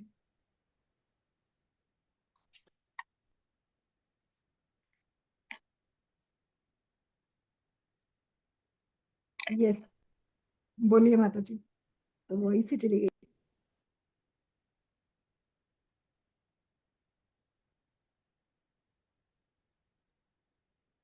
हम्म। रचना माता जी जरा कोऑर्डिनेट कराइए, I have lost my voice now. Hare Krishna माता जी, दंडवत प्रणाम। माता जी बहुत ही इतना अच्छा लेक्चर था ना कि बहुत ही अच्छा लगा सुन के। मैंने थोड़ा एंड में ज्वाइन किया था, लेकिन मुझे आज का जो टेक अवे तो माता जी आपका ये सबसे अच्छा लगा कि जो जो हम लोग नॉलेज अटेन करते हैं वो इंफॉर्मेशन होती है, जो वैदिक सिस्टम है वो ट्रांसफॉर्मेशन है। तो हम जो धीरे धीरे हमारी जो लाइफ हम ट्रांसफॉर्म कर रहे हैं according to the principles of Bhagavad Gita. आपने ये भी बहुत अच्छा बोला कि जो भगवत गीता है वो हमें प्रैक्टिकल साइंस है, कि हमें लाइफ को कैसे जीना है अकॉर्डिंग टू आवर वर्णाश्रम सिस्टम। तो वो पॉइंट्स बहुत ही अच्छे लगे थे। और भगवत गीता में भगाती नहीं है, हमें स्थिरता प्रोवाइड करती है। तो आज के बहुत ही टेक अवे पॉइंट्स है माता जी। माता जी, मेरा एक क्वेश्चन है। आपने जो 4 बताए थे पॉइंट्स, तो सबसे पहले हम श्रवण करते हैं और फिर हम मनन करते हैं, और फिर थर्ड और फोर्थ मुझे समझ नहीं आया, जो हम एब्जॉर्ब करते हैं वो वाला उसको क्या कहते हैं? और जो फोर्थ भी एक आपने, पहले फर्स्ट जो हम है वो कोऑर्डिनेट कर लेते। हाँ, पहले आप यस, कोऑर्डिनेट करिए, फिर मैं बताती हूँ। 5 minute, give me 5 minutes. Yes, yes, yes, yes. Shyam Priya माता जी, आप कुछ शेयर करेंगे आपके वंडरफुल थॉट्स? हरे कृष्णा। माता जी का लेक्चर इतना बढ़िया होता है ना, बोलने को मन करता है। तो जो अभी हमने जो श्लोका 9 पढ़ा है, उसमें यही भगवान कह रहे हैं कि हमारे को भगवान श्री विष्णु को प्रसन्न करना है। अगर हम उनको प्रसन्न करेंगे तो हम किसी कर्म बंधन में नहीं बंधेंगे, वरना हम कर्म बंधन में बंधेंगे। यानी श्री विष्णु का यज्ञ करना, उनकी प्रसन्नता का यज्ञ में तो फिर ये सब कुछ आ जाता है, भक्ति के सारे जो है लक्षण। और दूसरा, माता जी ने ये भी अच्छा बताया है कि जो कर्म बंधन है वो राग और द्वेष से उत्पन्न होते हैं, इससे हमें बचना है। और फिर ये भी बताया है कि हमें प्रयास करना है भक्ति के लिए, भगवान को प्रसन्न करने के लिए। फिर उन्होंने यही बताया है कि भक्तों का संग लेना है। फिर ये भी बताया है कि हमें ABCD जो है इसको नहीं भूलना है। यानी A for association, B for books यानी शास्त्र, और C फॉर चैंटिंग, और D फॉर डाइट। डाइट मैंने प्रसादम। तो प्रसाद। इन चारों, हाँ जी, इन चारों चीजों का अगर हम मनन करेंगे तो हम भक्ति में श्योर है कि विष्णु भगवान को प्रसन्न करेंगे। D4 यहाँ पे हम डिवोशनल सर्विस भी बोल सकते हैं, हाँ जी, हाँ जी। भगवान जी। प्रसादम भी तो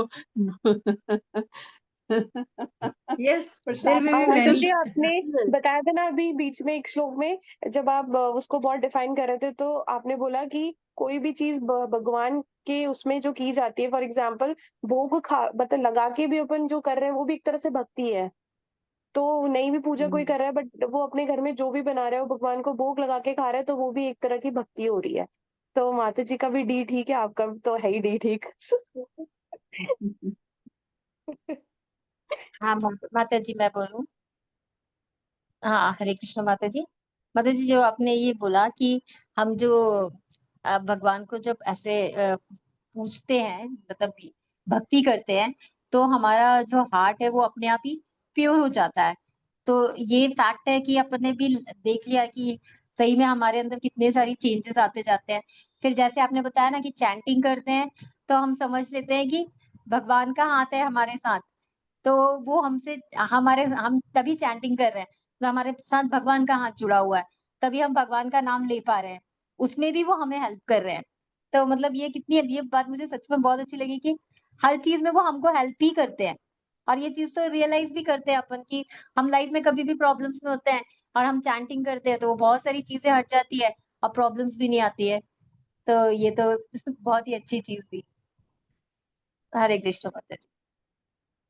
बहुत सुंदर माता जी। आपका जो पॉइंट था, जो पाणी ग्रहण संस्कार होते हैं, तो हमने जो माला जो हमने पकड़ी है, वो हम भगवान का हाथ पकड़ रहे हैं, हमें भगवान का हाथ नहीं छोड़ना। भगवान ने तो पकड़ा हुआ है, हम नहीं समझ पाते हैं, हाँ हमें वो छोड़ना करेक्ट। नहीं है। ये बहुत अच्छा लगा मुझे, है ना? बहुत सुंदर पॉइंट था माता जी। बहुत सुंदर था। रमेश माता जी आप कुछ शेयर करेंगे? हाँ जी। हाँ जी, माता जी की क्लास तो हमेशा बहुत ही अच्छी होती है। वो तो लेक्चरर है, यहाँ की भी लेक्चरर है, हमारी भी। तो इसमें ये बताया है कि जैसे जो भक्ति के ना पुत्र जैसे बताया, ज्ञान और वैराग्य। भक्ति करने से हमें ज्ञान तो मिलता ही है और प्लस हमें जो अनासक्ति भी आती है। भई हमें जो ये लाइफ है हमारी, जो बच्चे हैं, जो हमारी फैमिली है, उसके प्रति जो हमारे जो अटैचमेंट है वो कम होती है और इससे भक्ति से मुक्ति भी मिलती है। भक्ति करने से ही यस। मुक्ति मिलती है। यस, ये बहुत अच्छा पॉइंट था माता जी का। आपका बहुत अच्छा पॉइंट है कि हमें मुक्ति करने से भक्ति नहीं मिलती, लेकिन भक्ति करने से मुक्ति मिलती है। तो ये वाइस इन वर्सा, ये बहुत सुंदर पॉइंट था। यस माता जी, सारे पॉइंट्स माता जी मैं लिख नहीं पाई, लेकिन ये सब लिखने हम भूल जाएँगे, लेकिन लिखने हैं अभी मुझे क्लास के बाद सभी पॉइंट्स। अ, और हमें माता अपने जी इस करुणा जिस मत जो भी हमें आश्रम मिला, जिस आश्रम में हम हैं, जैसे गृहस्थ आश्रम में हैं, वो ड्यूटीज़ भी पूरी करनी है, उसके साथ-साथ ही हमें भक्ति करनी है। यस, यस माता जी, बहुत सुंदर। करुणा माता जी आप कुछ शेयर करेंगे? हाँ जी, माता जी। मुझे ना वो जो 8th श्लोक है, उसमें बेसिकली जो बात बोली है कि कुछ ना करने से अच्छा तो है कि मतलब कुछ नहीं कर्म करने से श्रेष्ठ हो के कुछ कर्म हमें करना चाहिए। और जैसे कि बॉडी के लिए फूड होता है ना, बेसिकली कर्म जो है ना वो हमारी बॉडी के लिए फूड है। तो अब खाने के लिए तो हमें किचन में बनाना पड़ेगा ना, वैसे ही हमें अपनी बॉडी के लिए कर्म करना पड़ेगा। और तभी हमारी जो नियत कर्म है ना माता जी, वो नियत वर्ड है ना, मुझे उसका थोड़ा-सा डीप मीनिंग नहीं पता चल पा रहा, बट नियत कर्म मतलब वो जो आपने वर्ण को हमें डिफाइन किया वो ना बेसिकली कि जिससे हम क्या बोलते हैं कनेक्ट वो पर्टेन करते हैं, ऐसा ना माता जी? यस, शास्त्रों करेक्ट। द्वारा और वो शास्त्रों वर्ड द्वारा जो मुझे बताया गया। शास्त्रों अच्छा। द्वारा नियत कर्म जो हमारे लिए असाइन्ड ड्यूटीज हैं, एंड एज पर अवर वर्णाश्रम, है ना, तो वो माता हमें जी करनी है। इंडिविजुअल को कैसे मतलब जैसे अभी ठीक है पता है कि there is a category of it, but हमें कैसे पता चलेगा from where we pertains to it? Depends upon your natural inclinations. जैसे किसी को पढ़ना बहुत अच्छा लगता है, किसी हम्म। को बहुत ज्यादा सर्विस करना बहुत अच्छा लगता है, किसी को खाना बनाना बहुत अच्छा लगता है। तो बोलते हैं ना, बच्चों को भी बोलते हैं कि identify what is strong point of yours. तो उससे हमें पता चलता है। और अभी हम गृहस्थ आश्रम में हैं, तो हमारी तो हम्म। आश्रम भी क्लियर है और हम लोग जो काम कर रहे हैं वो भी क्लियर है। जो हमारी नेचुरल इंक्लिनेशंस है, अभी हम आगे पढ़ेंगे कि गुणों के आधार पे होता है, तो फिर वी कैन आइडेंटिफाई कि हम कौन से गुणों में लाई कर रहे हैं। हर गुण की बहुत सारी ना कैरेक्टरिस्टिक्स बताई गई हैं, आगे चल के चैप्टर 14 में हम पढ़ेंगे। तो वहां पे ओके आपको और माता जी। क्लैरिटी होगी। वैसे अभी हमें आइडिया नोटेड। जो हमारी नेचुरल इंक्लिनेशंस हैं वो है। ओके। ठीक है, तो मतलब बेसिकली वो तो यही हुआ ना कि जो मेरी आत्मा मांग रही है, क्योंकि वो तो कहीं लिखा नहीं होता ना, तो वो तो इंक्लिनेशन तो बॉडी का तो नहीं है, वो तो सोल का ही है। तो सोल अपने यस, आप सोल का ही है। आइडेंटिफाई करती है वो अपना डायरेक्शन, या तो माता जी शरीर का कोई रोल ही नहीं है बेसिकली, फिर तो आत्मा ही है जो हमें हर जगह लेके जा रही है, और वो ही आइडेंटिफाई करती है कि मुझे चाहिए क्या। Yes, that is correct. इसलिए शरीर जो है, that is like when we take the example of a car and a driver, so in hmm. That main जो ड्राइविंग फोर्स है, जो ड्राइवर है, वो आत्मा ही है, वो ही लेके जा रहा है। जो कार है, that is just the body, है ना। तो इसीलिए ओके। अगर हम उसको अगेंस्ट चलाते हैं, अपनी जो हमारी सोल को एग्जैक्टली चाहिए, जैसे मैं वो पिंजरे वाली स्टोरी भी पढ़ी हुई है, तो वही हमारी हम्म। आत्मा परेशान होती है, उसको डायरेक्शंस नहीं मिलती है। और इसीलिए हमें ज्यादा चैंटिंग करनी चाहिए, बिकॉज आत्मा को सही डायरेक्शन चैंटिंग से ही मिलेगा। हम्म। गॉट योर पॉइंट माता जी। हरे कृष्णा। सुधा माता जी, आप कुछ कहना चाहेंगे? हरे कृष्ण माता जी। कि मैं थोड़ा लेट ज्वाइन की हूँ, लेकिन फिर भी मैं थोड़ा ये बोलना चाहती हूँ कि जैसे चैंटिंग करना और भगवान को याद करना, कोई भी काम करते वक्त अगर हम भगवान को ज्यादा पूजा पाठ नहीं कर पाते हैं, भगवान को ज्यादा हम नहीं समय दे पा रहे हैं, तो अगर हम मन में ही भगवान को याद करते हुए कुछ काम करें तो भी हमारे लिए वो अच्छा है। और चैंटिंग करना भी जैसे एक नहीं होता प्रोसेस की धीरे धीरे आगे बढ़ाओ है। जैसे मतलब चैंटिंग भी जैसे शुरू में हम 2 करते थे, फिर 4 6, तो लेकिन ये है कि इसमें हम आगे बढ़ते तो हैं, लेकिन कभी कभी क्या है, बीच में बहुत परेशानी आ जाती है, तो उतना हो नहीं पाता है।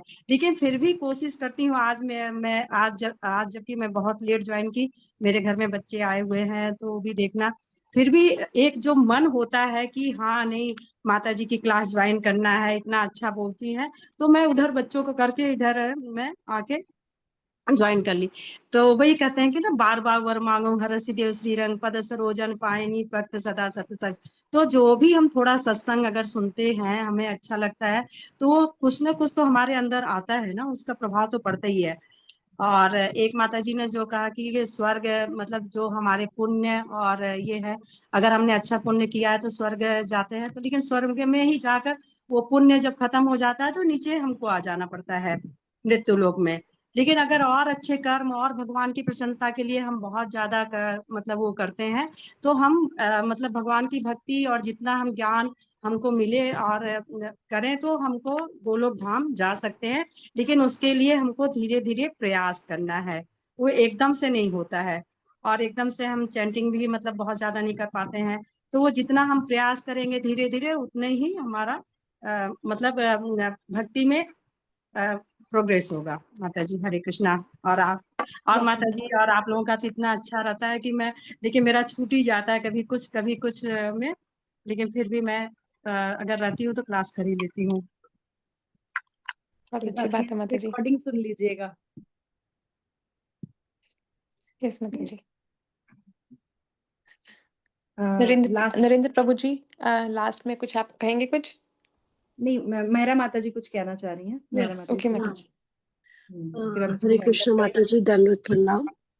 हरे Krishna ji. Mataji, my takeaway of this class is, of course, every word of yours is कि उसके ऊपर ध्यान देना चाहिए हमें, और कोशिश करनी चाहिए कि हम उसको अपने लाइफ में इम्प्लीमेंट कर पाए। तो जो मुझे एक ही चीज़ वो था, बाकी ये जो आपने कहा ना, जब हम अपनी भक्ति में, जब तक हम उस चीज़ को उत्साहपूर्वक नहीं करेंगे, और दृढ़ता जो है, ये 2 चीज़ें बहुत बहुत इम्पोर्टेंट है, जो कि मैं अपने आप में बहुत कमी महसूस करती हूँ। लेकिन फिर वही है कि जो सीनियर वैष्णव है, आप जैसे हैं, आप हमें एक बारी रिमाइंडर देते हैं, तो एक it's a whip on this कि इसके ऊपर हमें काम करना चाहिए, और ये I think it's very very important. ये मेरा टेक अवे आज का। Thank you so much, Mataji. Thank you so much, Rashna Mataji, for coordinating this and helping me out whenever I need you. You are there. Thank you. So before I close, anybody wants to say anything? और पहले मैं answer दे दूं रचना माता जी आपके question का। Actually वो क्या है कि एक टीचर और स्टूडेंट में जो पासिंग ऑफ नॉलेज है, उसके 4 स्टेप्स है वो। ठीक है।